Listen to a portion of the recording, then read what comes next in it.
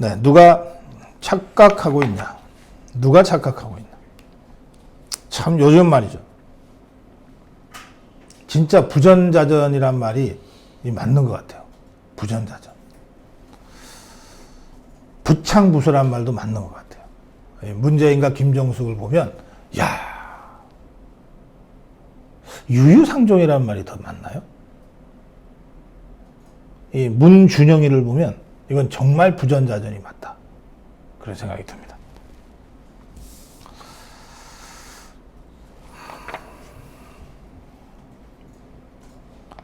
이 청와대가 정무기능이라고 하는 게 있어요. 각 부처마다 다 자기 영역이 있는데 거기서 이런저런 일을 하다 보면 근데 과연 이게 대통령한테는 도움이 되는 일이야? 과연 이게 우리 정부에게는 도움이 되는 일이야? 혹시 부담되는 거 아니야? 라고 체킹을 하게 돼 있어요. 이게 정무수석실에서 주로 하는 일입니다. 자, 그러면 대통령의 아들이 이러저러한 구설수에 올랐어요. 본인은 억울하다고 생각해서 SNS에다가 자꾸 글을 올리는 것 같아요. 그럼 이렇게 해서 문준영이가 글을 올리면 이 논란은 더 커지지, 줄어들지 않잖아요. 그럼 이렇게 해서 대통령 아들이 자꾸 언론에 나오는 것, 이게 문재인한테 도움이 되는 것이냐, 문재인 정부한테 도움이 되는 것이냐, 라고 하는 정무적 판단을 정무수석실에서 하게 돼 있어요. 그래서 통상적으로는 역대 정권이 다 비슷합니다만 통상적으로는 대통령 가족들이 이렇게 별로 아름답지도 않은 얘기에 무슨 특혜 시비라든지 하여튼 이런 식으로 해서 이야기 되는 것 자체가 대통령이나 국가 경영에 부담이 된다는 거거든요. 그래서 억울한 일이 있어도 더 이상 좀 나서지 마십시오. 이렇게 정리를 해왔어요. 역대 정권이 다 그랬어요. 역대 정권의 대통령 자식들이 다 감옥 가고 대통령 형이 감옥 가고 다 했잖아요. 그 사람들은 억울한 일 없겠어요? 자기들 딴에는? 그걸 키우지 않은 거예요. 국민들의 눈높이에 비춰서 다소 억울해도 야, 이거 아버지가 대통령인데 어떡하냐? 네가 참아야지. 이러고 갔어요. 문재인 정권을 보면 말이죠. 이 문다혜도 그렇고 문준영이도 그렇고 또 김정숙도 그렇고 그게 안 먹히는 정권이에요. 주위 사람들이 이 문재인 가족에 대해서는 일체 말을 못하는 것 같아요. 아니면 문재인 자체가 생각이 완전히 다른 것 같아요. 아들은 아들이고 나는 나지. 나 때문에 아들이 왜 입 닫고 살아야 되냐. 문재인이가 이렇게 생각할지도 모르겠어요. 하여튼 그래서 문준영과 관련된 이 논란이 계속 커져가고 있어요. 이 문준영이가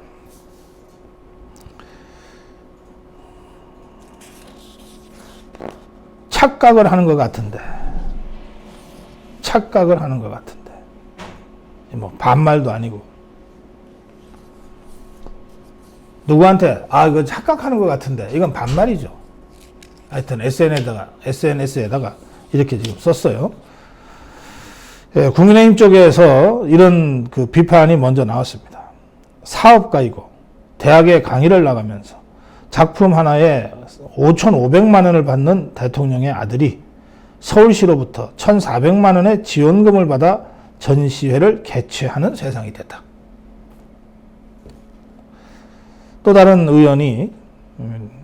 정치인이 이렇게 비판했어요. 첫째는 정상적 심사 결과에 의한 수령이라 하더라도 지금 이 판국에 이게 적절한 처신이냐를 따져보는 것이고, 둘째는 과연 심사 과정과 결과가 기준과 절차 면에서 합당했느냐, 정상적이었냐, 이것도 따져봐야 된다. 이런 식으로 이제 다시 문제를 제기했습니다.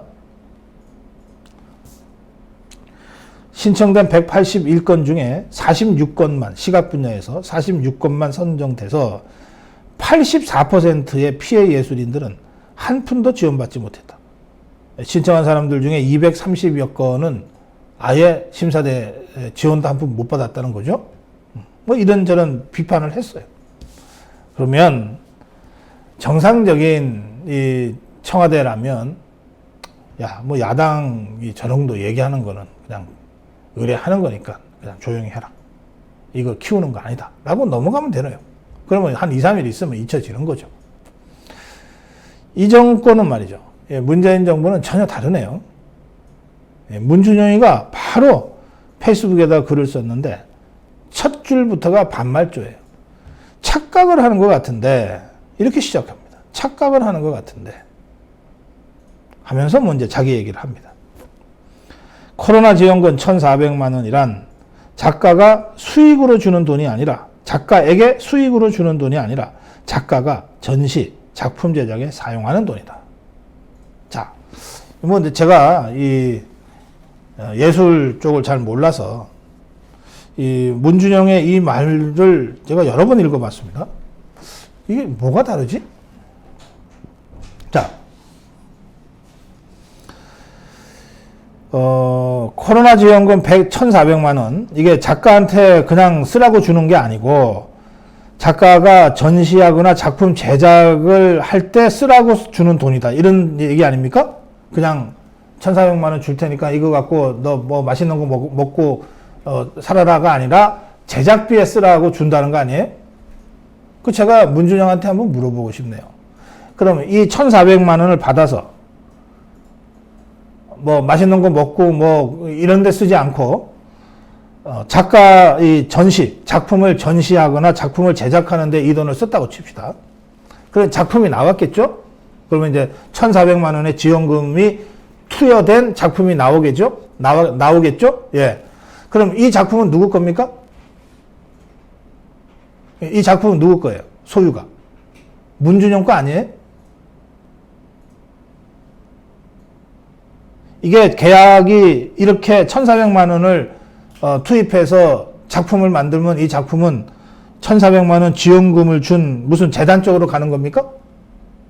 아니겠죠? 문준영 거예요. 그러면 이 작품을 나중에 이제 전시를 해서 뭐 판다고 치면 그러면 얼마든 돈이 나오겠죠? 판매금은? 그럼 그 돈은 누구 겁니까? 그럼 문준영 거죠? 다른 사람한테 줄 거 아니잖아요.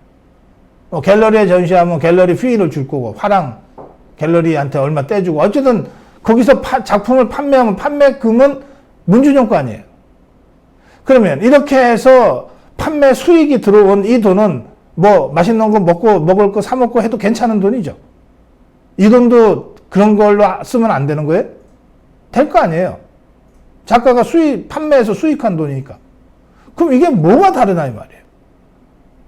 1,400만 원을 그냥 먹고 맛있는 거 먹으라고 준 건 아니죠. 작품을 제작하라고 줬다. 그거 치고 그럼 작품을 제작했어요. 이 전업 작가는 팔아서 먹고 살기 위해서 작품을 제작하는 거 아니에요. 작품을 제작했어요. 그래서 이 작품이 팔렸어. 그래서 돈이 나왔어. 뭐 2천만 원이든 5천만 원이든 나왔다고 치자고. 그럼 이 돈이 누구 거냔 말이에요. 이게 문준영 거 아니겠냐고요. 그럼 이 돈은 1,400만 원 제작 지원을 받아서 번 돈이니까 이거는 먹는데 맛있는 거 사 먹으면 안 된다. 그런 제약이 있어요? 그게 아니면 무슨 뭐가 다르다고 이런 소리를 하는 거예요. 요설이지, 요설. 내 상식으로는 그렇습니다. 1,400만 원을 작품 제작에 투입해서 작품을 만들었어요. 그럼 이 작품이 문준영 거다 말이에요. 이걸 팔면 그 판매 수익도 문준영 거다. 그 똑같은 얘기 아니냐 말이에요. 뭘 작가 수익이니 아니니 이따위 거를 따집니까 도대체.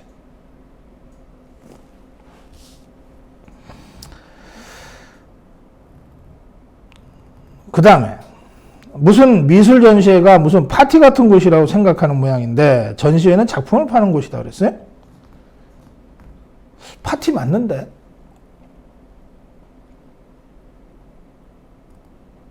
제가 TV조선에 몇 년을 고정 패널로 또 진행자로 다녔잖아요. 그 TV조선 스튜디오가 있는 곳 2층이 조선일보 미술관이에요.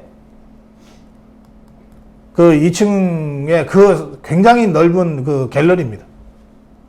거기에서 늘 일주일에 일주일 단위로 기획전을 늘 합니다. 이제 갤러리죠. 제가 그림 보는 거를 뭐 잘 볼 줄은 모르지만 그림 보는 거 자체는 제가 좋아해서 또 일부러 가는 것도 아니고 방송하러 가면은 거기에 갤러리에 일주일에 한 번씩 그 작품이 바뀌어 있으니까 한 열흘에 한 번 정도씩 그 가서 제가 이렇게 구경합니다.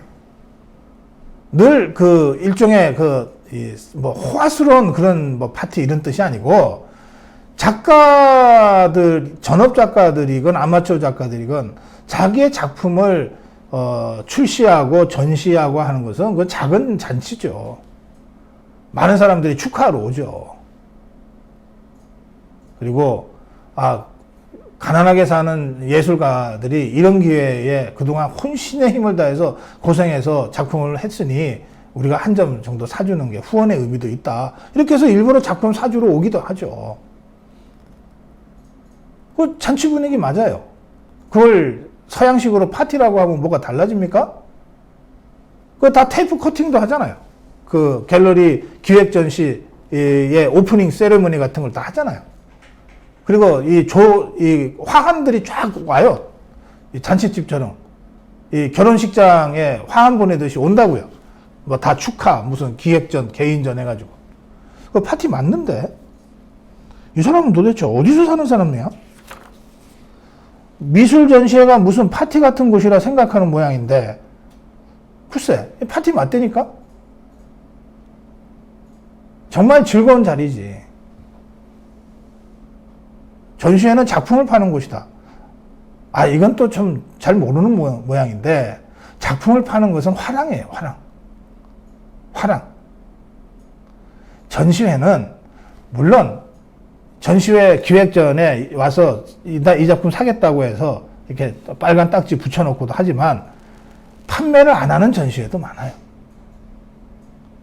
예, 전시는 작품의 성과를 보여주는 것이고, 판매를 하는 것은 화랑이에요, 화랑. 예, 갤러리, 화랑.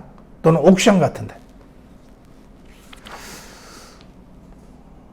방역 지침 때문에 몇 명 이상 들어오지도 못한다. 그거야. 코로나인 줄 몰랐어요? 코로나인 줄 몰랐어요? 어딘 안 그래요? 지금 결혼식을 몇 달, 6달 뭐 이렇게 연기한 사람들이 얼마나 많은지 아세요? 결혼식. 일생에 딱 한 번 있는 결혼식을 연기한다니까요. 몇 달씩. 코로나 때문에. 장례식은 연기할 수가 없죠. 돌아가셨으니까. 지금 결혼식은 연기하는 사람들이 엄청 많습니다. 아무리 작가한테 이 전시가 중요하다고 하지만 일생에 딱 한 번 하는 결혼식만큼이나 중요하겠어요? 그런 결혼식도 다 늦춘다니까? 코로나 때문에? 지금 무슨 소리 하는 거예요? 방역 지침 때문에 몇 명 이상 들어오지도 못한다고 투덜댈 때입니까, 지금? 그 아버지가 무능해서 지금 이 정치 방역하는 바람에 이 국민들이 이렇게 고생하는데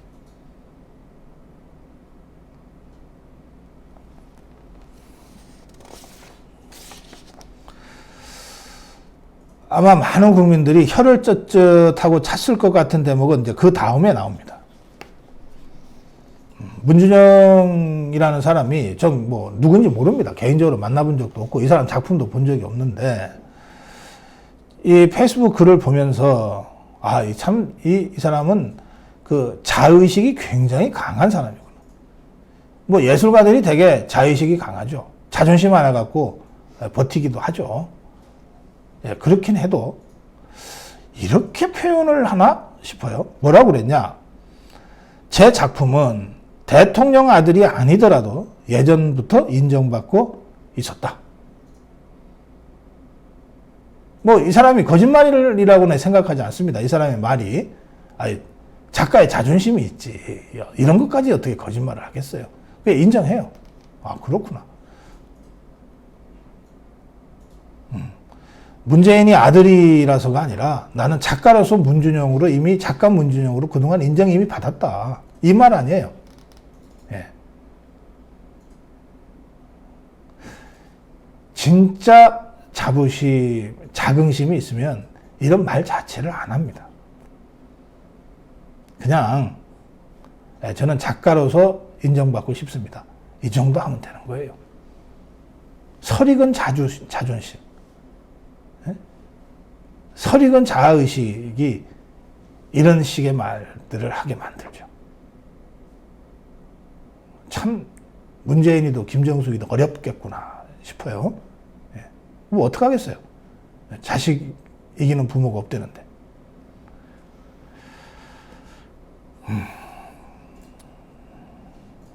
안철수가 시장 출마 선언을 하고 나서 상당히 그 감이 좋아졌어요. 딱 한마디 했네요. 서울문화재단, 이 문준영이한테 1,400만 원 지원한 그 서울문화재단이 이 심사 내역을 공개할 수 없다고 밝혔다고 보도가 됐거든요. 그 기사를 딱 페이스북에다 첨부해놓고 난 다음에 딱 한마디만 했네요.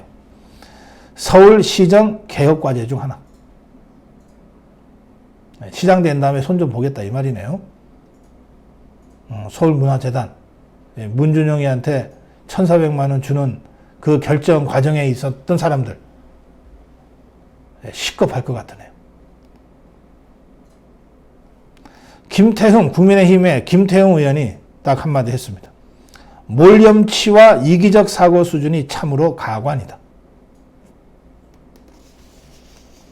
저는 말이죠. 사실 아무리 문재인 아들이라고는 하지만 38살에 예술하겠다는 사람 얘기를 제가 이렇게 정치적으로 논평하고 싶지가 않았어요. 그래서 제가 처음에 뺐어요. 뭐 내가 논평 안 하면 사람들이 모르겠나 싶기도 하고 뺐어요.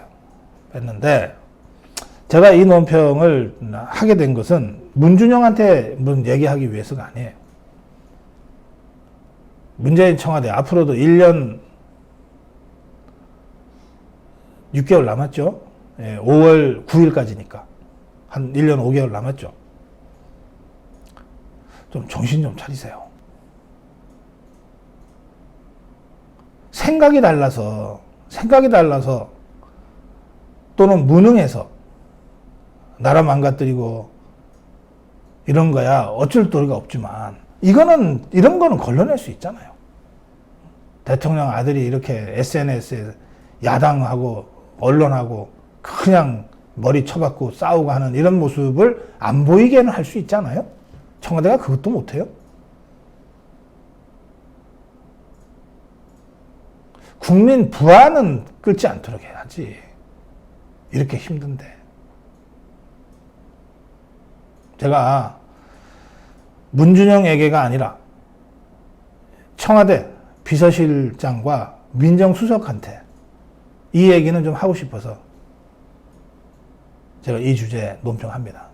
근데 뭐 비서실장이나 민정수석도 제가 보기에는 문준영이한테 뭐라고 못할 것 같아요. 문재인이하고 김정숙이 직접 나서기를 바랍니다. 아들 단속 좀 하면서 사세요.